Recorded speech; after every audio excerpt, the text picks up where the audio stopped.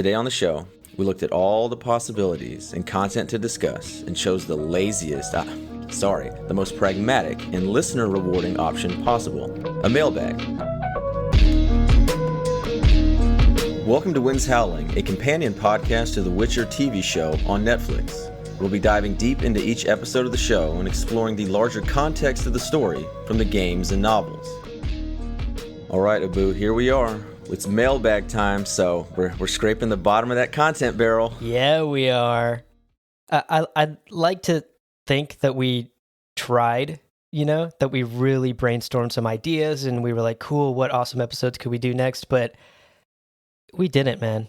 Pandemic times. We were just like, let's do a mailbag. Let's be lazy. Let's ask our listeners to come up with the content for us. So here we are. Yeah, and there's only so much speculation you can really do. And, we had that episode. And just to keep doing that, that's not really too interesting to me. But what is interesting are these questions we got, especially from people who did not know much of the background of The Witcher. And this will be fun for us to kind of help explain and maybe connect a few dots. So here's what we did for today. We split up the questions. I took 3, you took 3, and then we have some bonus ones at the end that we're going to go through lightning round. So let me kick it off with my first question here. How long was Ciri wandering alone after the sack of Sintra? The entire season felt like Ciri was wandering forever, but the editing of the last 2 episodes via the point of view of the Witcher made it feel like only a few days. So again, we have broached the subject of timeline, which I think is well established, and we've sort of beaten this dead horse over and over again. The timeline in season 1 was very hit or miss for a lot of viewers, and it was often confusing for somebody who hasn't read the books and sort of had a groundwork to come into the show. But the answer here is twofold. So there's 2 timelines we sort of have to reconcile here. There's the book timeline, and then there's the show timeline. And if you listen to our deep dive episodes, you already know that some of them are different. So let me answer this question in 2 ways. The book timeline is fairly clear, although it's lacking details. The slaughter of Sintra in the book takes place in 1263. And then the short story Something More, which is the moment where Ciri and Geralt meet, in the books takes place in 1264. So I guess that means Ciri was sort of wandering anywhere from a couple of months to a full year alone after the slaughter of Sintra. Does that track with you? Yeah, it seems about right. And again, it's lacks a few details and it's somewhat clear. Is The Witcher in a nutshell, the books, I should say. And the show has taken that on perfectly. So yeah, this is one of those where if you want every single thing, okay, this happened, this happened, this happened, that, you're probably not going to get it. You'll get, round dates such as the slaughter of Sintra did that. But that sounds about right. And a big thing was, in the books, we don't know really what happens there. We know Ciri's slaughter of Sintra gets taken by Cair, and then she just sneaks away from him. And then we see her in Brokilon. Well, actually, sorry, the first time we really see her is in Brokilon, because we don't know anything else before that, except what she says about, how she got away from him. Right. And in the books, the Brokilon section doesn't take place after the slaughter of Sintra. It takes place years before, when Ciri is much younger. So that sort of middle section, the show took some liberties with. The show timeline is a bit more clear, but also, again, extremely vague. So the show timeline was officially released by the showrunners, by the producers, after season 1 completed. Based on this timeline, the slaughter of Sintra took place in 1263 in the show. So that lines up with the books, same year. In the show, though, Geralt and Ciri also meet in 1263, presumably a couple of days after. So this question was actually right. The show makes it seem like it's a couple of days. And based off of this Mashable article that I found, the guess is that Ciri's escape aligns with the mages convening at Aretuza and then going to Sodden Hill and the Battle of Sodden Hill taking place. So if you assume that all that mage action takes place over a couple of days, Ciri is wandering for roughly a week in the show before she stumbles upon Geralt and finally meets him. So that's quite a bit of a difference compared to the books, a year versus just a week or so, a couple of days. But it seems like the TV show has compressed that timeline down a little bit so that Siri isn't just some little girl wandering alone for a year, which seems extremely unlikely to me. Which, yeah, and that's why I'm assuming, I don't know this, but that's why I assume they created the character of Dara, was because it'd be hard to show Siri wandering alone on screen. And she'd either have to do an open monologue talking to herself all the time, which is probably not the best TV, or they have someone with her to kind of show that. And again, it showcased the struggle of the elves and all the different, especially the persecution and discrimination against them. So it kind of tied that in with it as far as backstory. But I think ultimately why they compressed it down was because it didn't really matter. Like I said, in the books, she escapes Kyre, and then that's really it. Whether it takes a few months or a year, nothing really happens, or we don't learn anything that really matters. So in this, you compress it down to a week. She escapes Kyre, and it's all basically the same. So I'm guessing they did that because ultimately it just didn't really matter. Yeah, nothing relevant happens between Ciri leaving Sintra and meeting Geralt. The book just totally skips over it, like you said, and the show squeezes in Dara, the Brokilon stuff, the refugee camp stuff. So the answer here, to summarize, is twofold. In the books, roughly a couple of months to a year, who knows, doesn't matter, nothing really important happens. In the show, if you do some rough math, it's going to be about a week of her wandering, but again, all that happens here is Brokilon stuff and refugee stuff, which is all just sort of character and world development. None of this is really ever going to come back in the show. We talked about how Brokilon is just sort of a one-off. Not a huge part of Ciri's adventure. Her real adventures are about to kick off in the future, but again, this was an interesting question, and it was interesting to see how the show treated the timeline compared to the books. But ultimately, it doesn't really matter. That's pretty much it. So, Brett, let's do your first question. All right. So, my first question that I chose came from Fat Win from Twitter. Which Witcher character would be best at a Murph workout, which is running a mile, 300 squats, 200 push-ups, 100 pull-ups, oh my gosh, and then running another mile? So the reason they asked me that was because I'm currently doing one of those every day for 30 days. And whoa. Yeah, I will do day 28, so I only have 3 more days, as soon as we finish this recording here. And so the way I've done it is I've broken it up between I run a mile and then it's 20 sets of 15 squats, 10 push-ups, 5 pull-ups, or 10 sets of a different way. But I kind of break that up and then run those miles. So yeah, and my knees are about done. Again, oh my gosh. in my mid-30s and all that fun stuff. And I did weight vest on some days and I've done like a lower carb on others, but that's probably just dumb. So, which Witcher character was asked? I guessed, and I would say that it would have to be a Witcher because it requires a just ton of energy and especially upper body strength to do that, mainly stamina as well. And so the person who would be the best at it, I think, would be someone who would be superhuman in that sense. And Lambert was the youngest, so I figured, okay, maybe him, because I don't remember anything from the books or the show of any of the Witchers of it saying that somebody was like physically above others. Like, I don't remember hearing that. Do you? No, not at all. Their physicality was just sort of assumed that they're faster, stronger, and have incredible reflexes.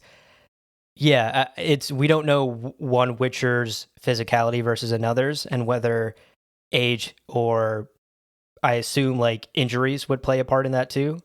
So I put up a poll on Twitter saying which Witcher do you think would be the best at it? And Geralt was the majority. And so I don't know if that was like one of those home cooking kind of things where people are like, oh, I know Geralt. I'm just going to pick Geralt because he's the biggest badass. So that was chosen by Geralt. And I guess from the non-Witcher I pick would be Ciri because of, the elder blood kind of thing. Puts her at this kind of superhuman category. Yeah. Give her that edge, Plus the training she went through, definitely helps her out a bit too. I will say, I'm going to tiptoe around this answer a little bit, but Regis, I think, would be a good contender for this. I won't say why, because that's a spoiler, but for the people who've read the books and know who Regis is and the part he plays in the story, I think he'd be able to knock this out pretty easily. Don't you? Yeah, maybe. I guess I don't know. Are you imagining like a buff Regis? Swole Regis? A swole Regis, maybe in his younger days, but I also think, like, because of, like, who he is and what he is, you know? Yeah. Like, no, you're probably, you know, again, yeah, yeah. Yeah, so I would also I would add Regis to the list. I think he would be able to do this Murph workout. But I agree, it would have to be a Witcher. I agree that it would have to be a younger Witcher. I don't think Vesemir's rocking 300 squats and 200 push-ups and 100 pull-ups, you know? Like, I think he still has his capabilities, and he's still a very adept Witcher, but I think he's leaning more towards, I'm going to teach, I'm going to coach, I'm done doing the hard stuff these days. Yeah, and that's one of those things where I think the games have me biased against it, because I don't get the feeling that Vesemir is as old in the books as he's portrayed in the games. And when we see who was cast for Vesemir in season 2, like, he's not that old. Like, granted, they might age him up a little bit, and they probably will, but you know, he's like a geriatric in the games, and he's kind of like fat, you know? And so I never really got that he was that old or kind of that pudgy. I just kind of figured he was maybe, I don't know. I figured he's like, maybe he looks like in his 50s or something. But they didn't do him any favors in the looks department in the games. Yeah, that's interesting. I had no preconceived vision of him because I read the books after I had already played some of Witcher 3.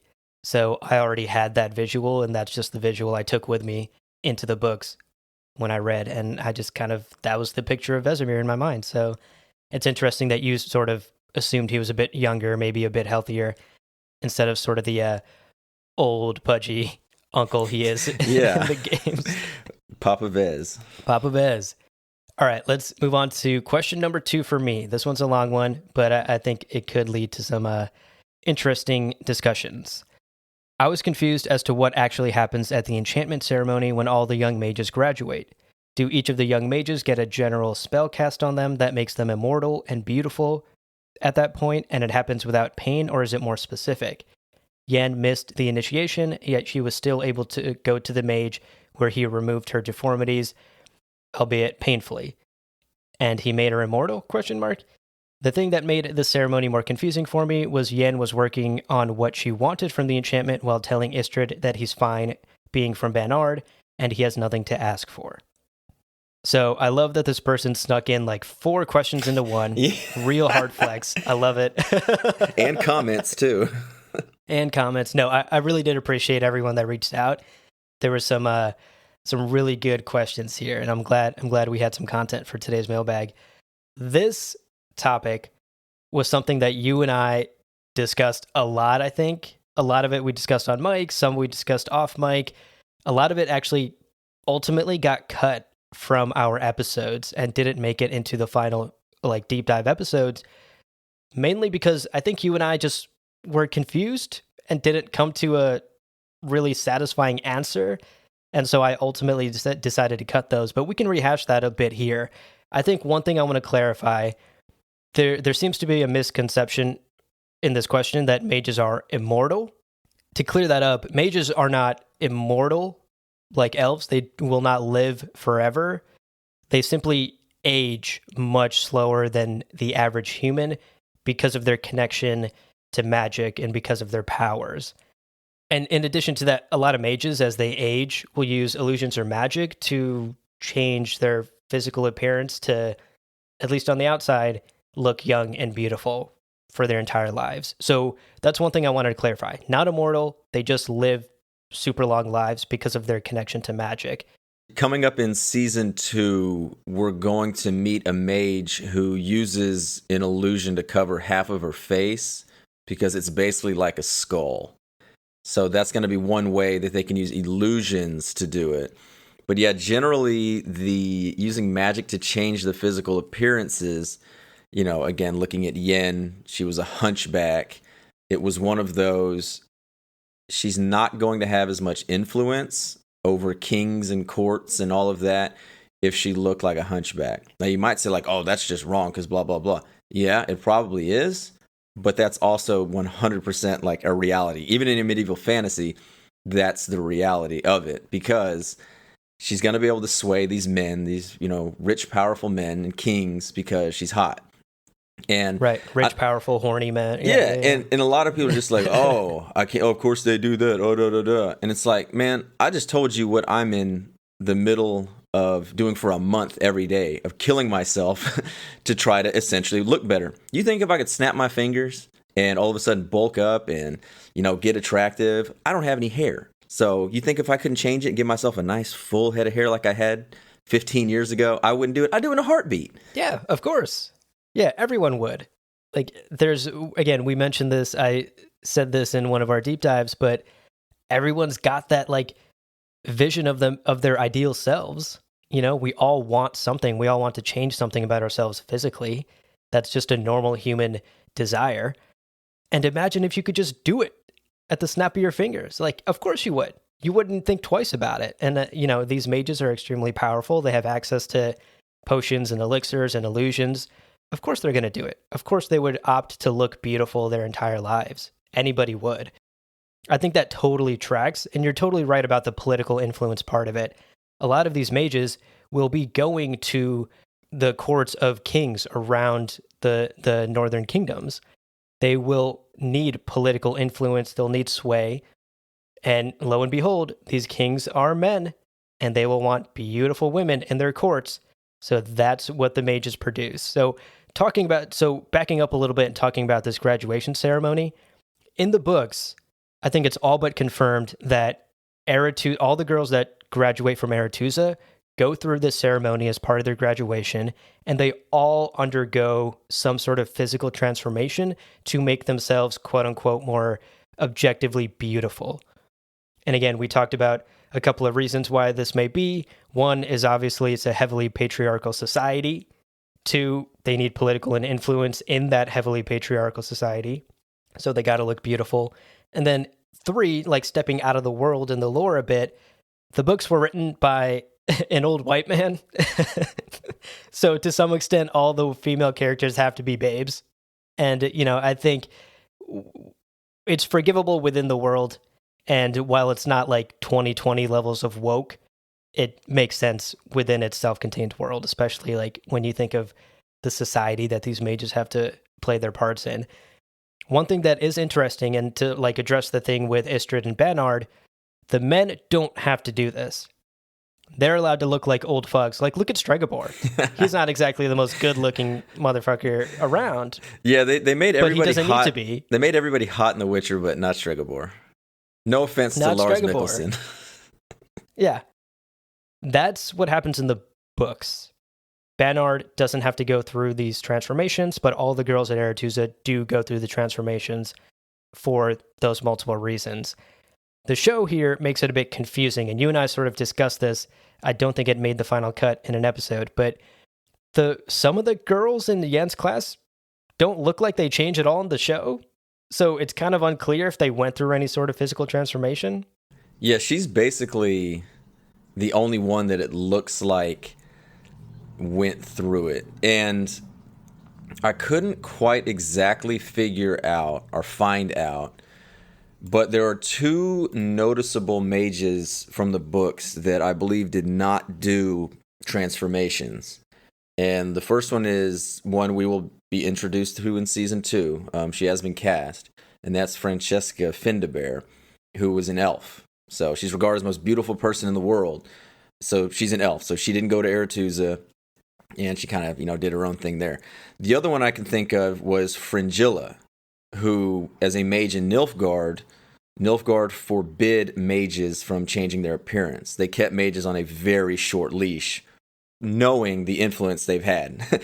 They've looked at the Northern Realms and been like, oh, these mages are running shit. We're not going to let them do whatever. So basically, Emir was like forbidding mages from changing their appearance. The one thing that I could not find for sure is I don't know if Fringilla went to Aretuza or not, or if it was just assumed because, hey, all mages go there, and then they sent her there. Like I couldn't find anything in the books that actually said like that she went there, but I think it's just to be assumed. But maybe because she was there and they said, "Yo, you're going to Nilfgaard," that then prevented her from changing her appearance. So I'm thinking that's what it was. Why hers wasn't changed. Yeah, that makes sense to me. Do you think the show is trying to change up the graduation ceremony, or it just is sort of ignoring it because it's not hugely relevant?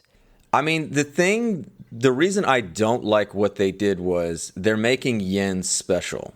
They're making it seem Yeah. like, oh no, she changed her appearance because she's this gross hunchback. And instead of like everybody doing it, someone, Sabrina and all of them, like they're all very busty, very thin waists because they've magically done it because, they want to Right. look hot. They know that'll be easier to manipulate men. And so I don't like that they made Yin seem like she was the only one that did it.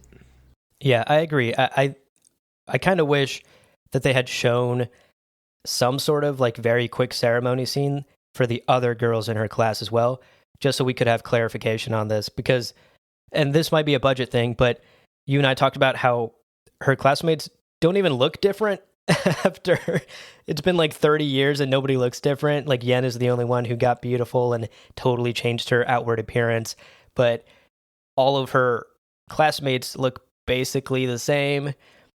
So the show, it's like kind of unclear in the show what happens, and I totally understand why this question was submitted to us because the show is unclear. If you haven't read the books, you don't realize that all the female mages undergo this transformation.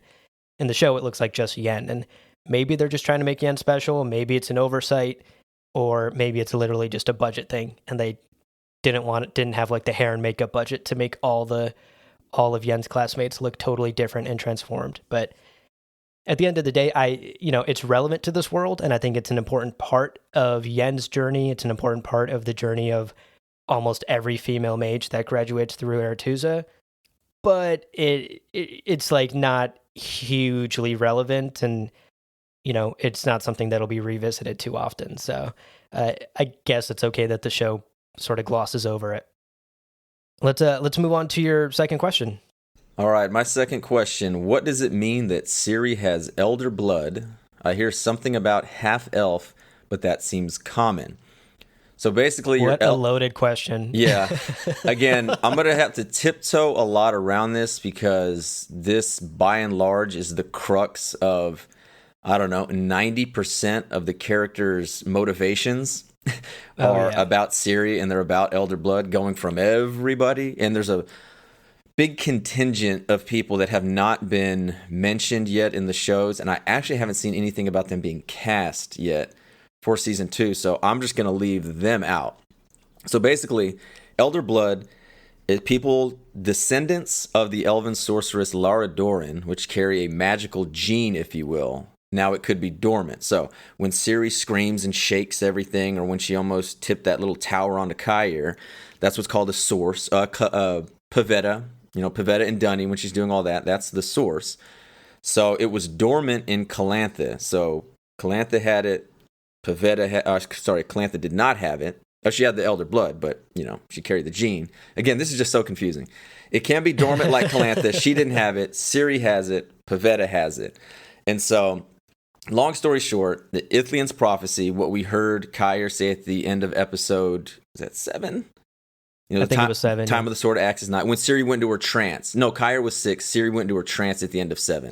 Yes. Yeah. When Ciri goes in that trance, the time of the Sword and Axe is nigh, and all that. That's Ithlian's prophecy.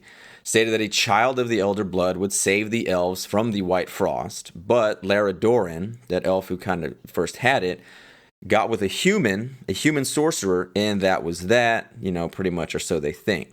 So basically, this Elder Blood was an experiment by all these elven mages to try to get this magical gene in somebody powerful enough to stop this world-ending prophecy.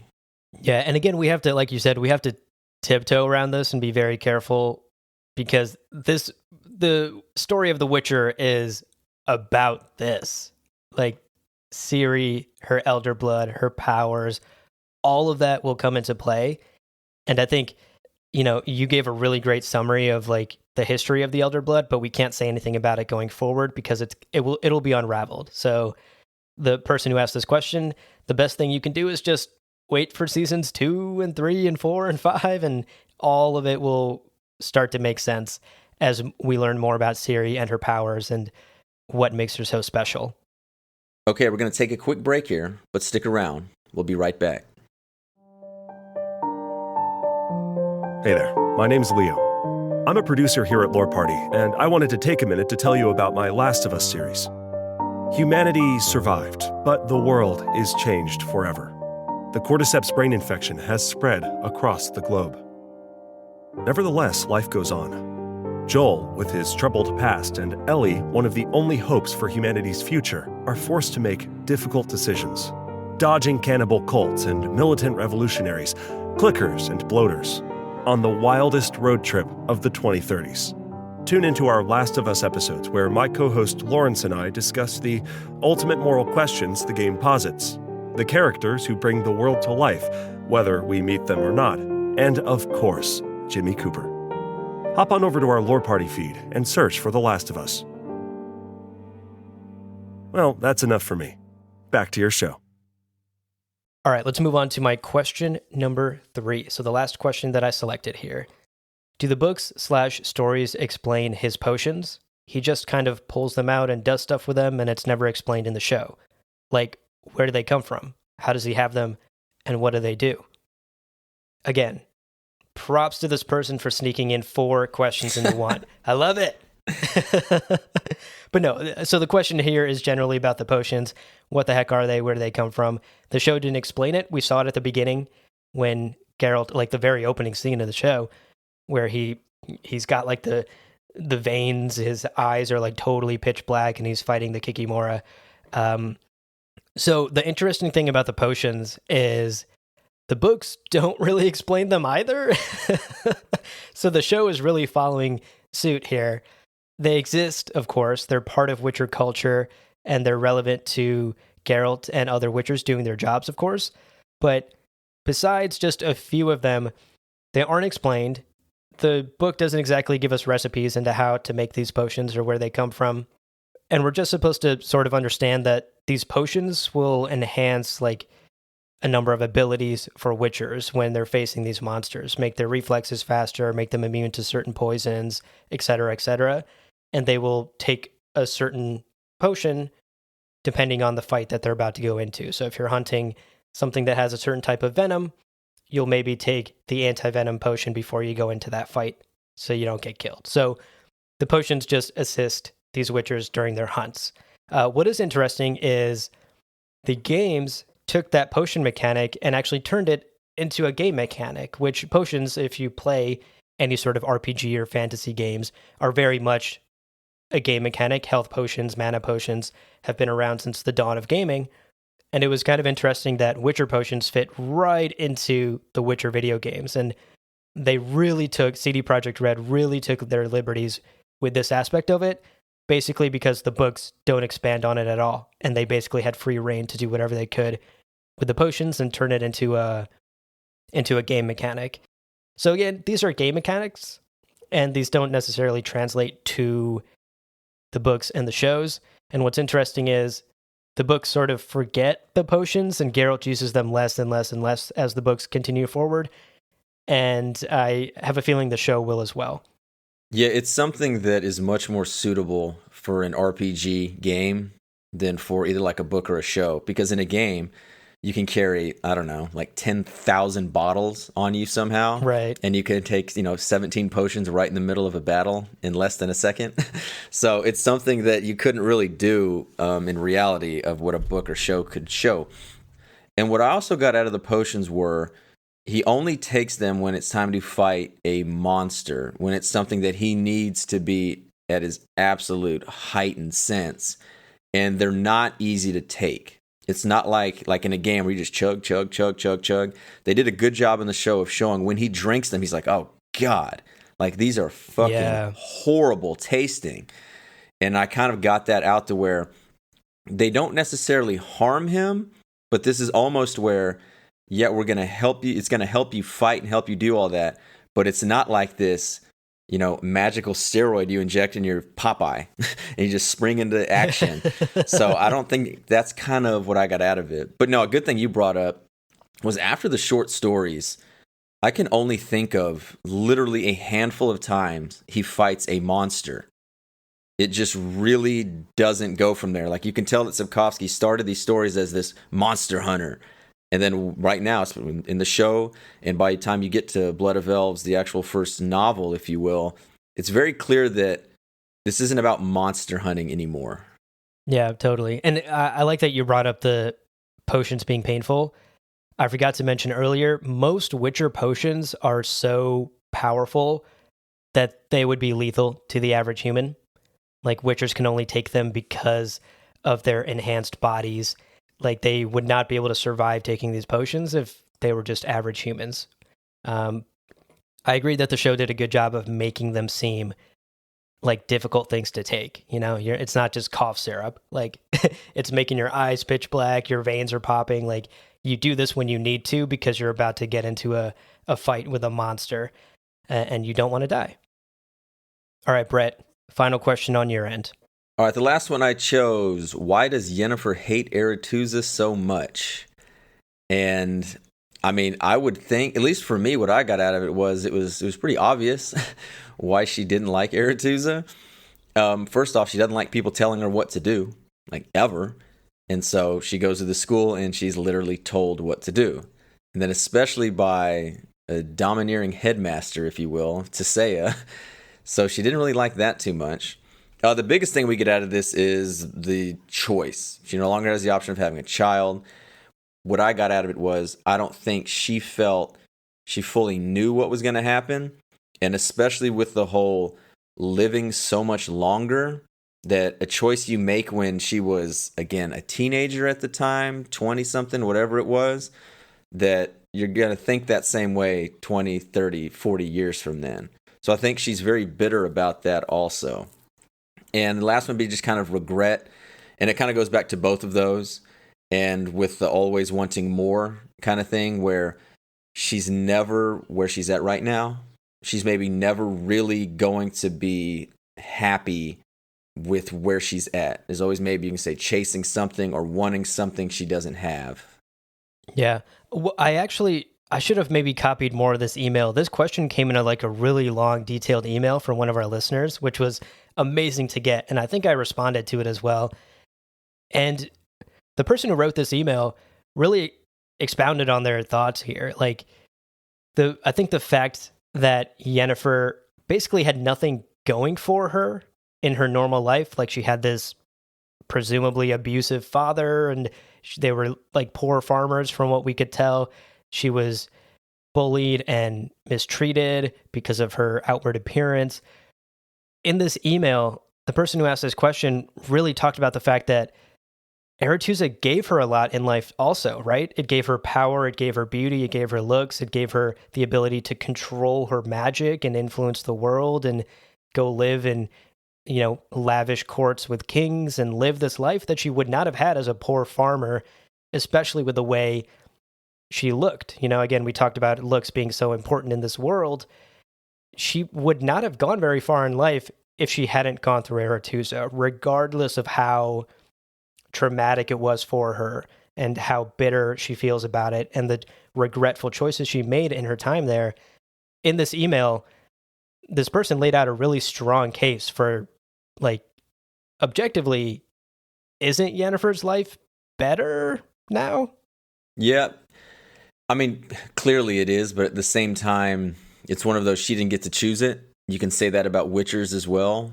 Yeah, they might have been war orphans, or they might have been given up, or anything like that, but they didn't choose to be Witchers. They didn't choose to have all that. So maybe it's one of those, they'd rather make their own mistake kind of thing. But I also think a big thing that Yennefer hates Aretuza when she goes back is the eels. Like, her friends were not literally, her friends were essentially killed and turned into these eels to power Aretuza in this magic. Yeah. And she obviously doesn't like that. And so that's one case where we see her, I don't know if you would call it empathy or whatever, but she's like, this place is not what they say it is. This is not about bettering all this. It's about them having their power. And I think she kind of sees through that false thing of something needs to die so that others may live. Yeah, no, I think you hit on it right there. And in my response to this email, I think I basically just said what you said too, but it's the choice. She didn't get to make this choice.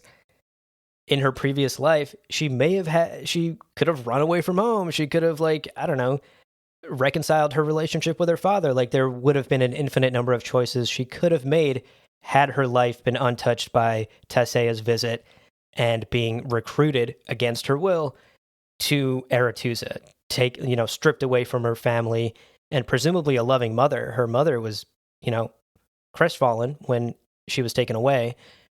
I think the thing that we have to remember is, for us as outsiders with no magical abilities who want to become beautiful, it's easy to look at Yen's journey and be like, oh, well, yeah, I want those things. Like, I can almost relate it to wanting to be rich and famous. It looks like a life of glamour, right? From the outside, everybody wants to be rich and famous. I want to be rich and famous. And it's not all it's cracked up to be. And there are a number of stories, both fictional and real, that explore this theme. But the idea of, like, the things that people desire so much, power, beauty, wealth, can ultimately end up being the things that destroy them. Too much of any one of those things can destroy you. All of that sort of, like, compounds together into Yennefer's hate for Aretuza, and it's really complex to understand. I think it's hard to put ourselves in her shoes, but you have to try to, like, look beyond the beauty and the power and the wealth that she achieves. Yep. All right, Brett, let's wrap it up. We had some other questions that we wanted to squeeze in because they were fun. So let's end the episode on just like a rapid fire. Let's go through this last batch of questions, and then we'll wrap it up today. So question number 1, and I can't wait to hear your answer on this.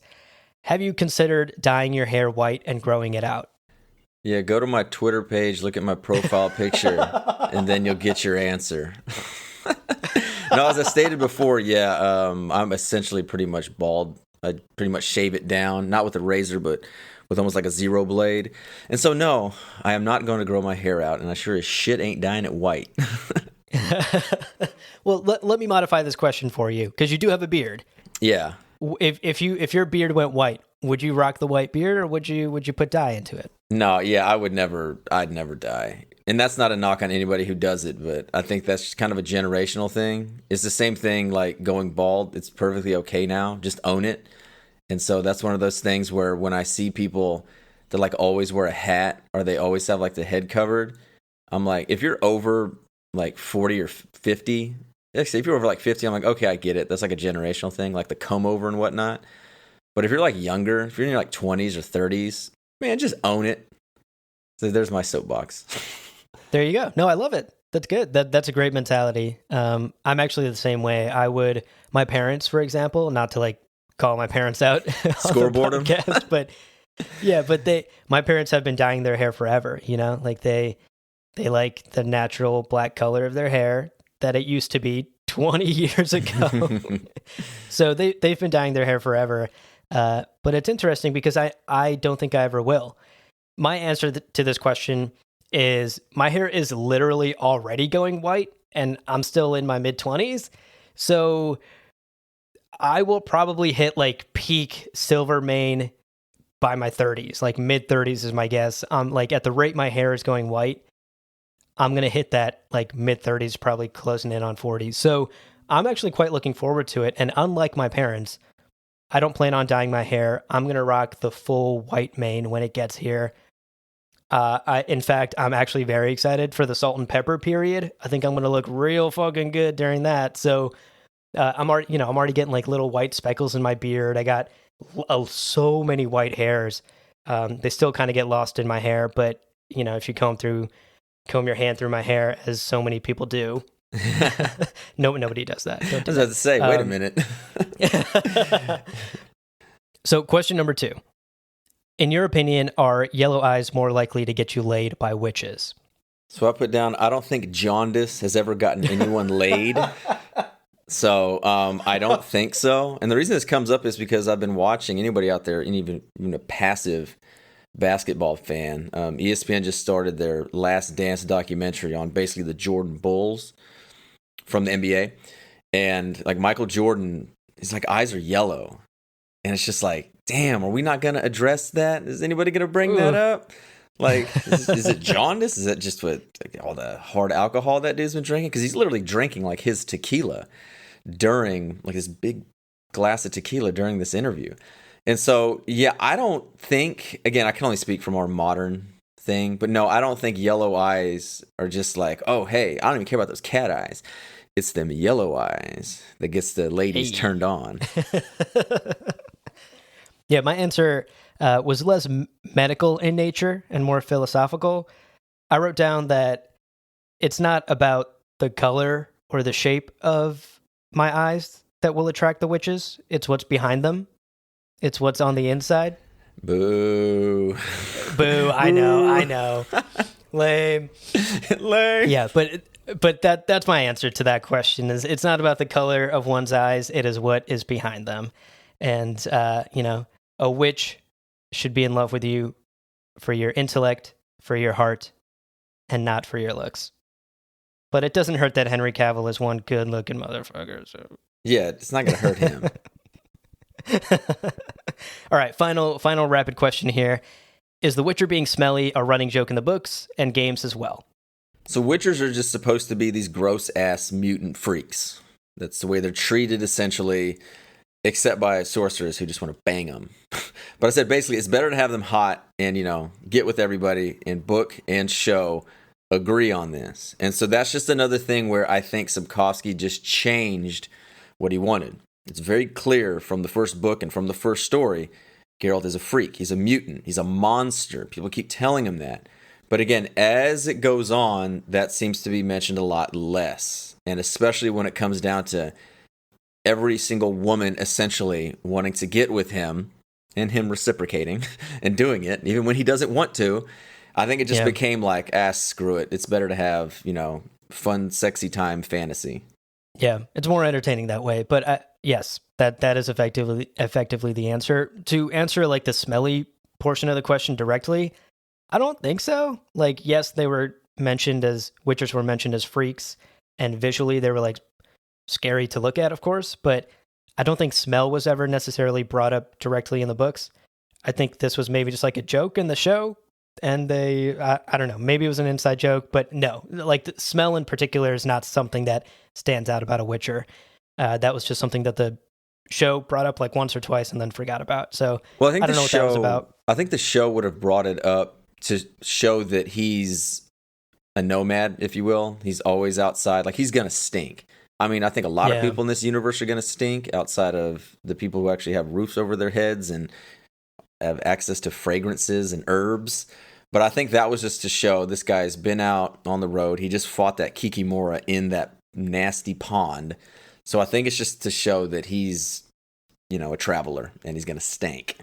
Yeah, that makes sense. And you got to bring Henry Cavill down to earth a little bit, Yeah, just a tiny bit that we can't even tell because we're watching and not smelling.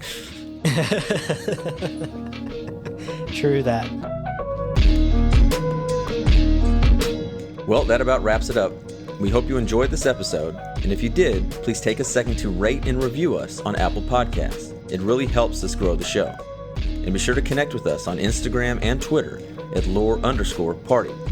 Thanks for listening, and we'll catch you next time.